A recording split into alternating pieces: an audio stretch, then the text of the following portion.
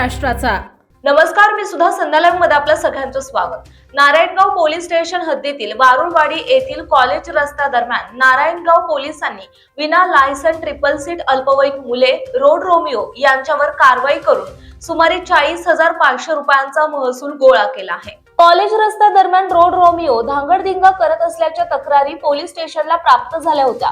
त्यानुसार नारायणगाव पोलीस स्टेशनचे सहाय्यक पोलीस निरीक्षक प्रवीण संपगे यांच्या मार्गदर्शनाखाली पोलीस उपनिरीक्षक जगदेव पाटील आणि पोलीस शिपाई काळूराम मासळकर, ट्रॅफिक वार्डन रामा भालशिंगे यांनी कॉलेज रस्त्या दरम्यान ही कारवाई केली।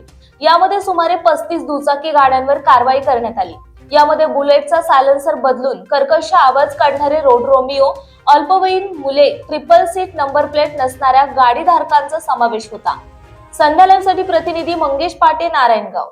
ताज्या आणि महत्त्वपूर्ण बातम्या पाहण्यासाठी आजच आमच्या संध्यालाईव्ह न्यूज चॅनलला YouTube वर सबस्क्राइब करा आणि बेल आयकॉन प्रेस करा।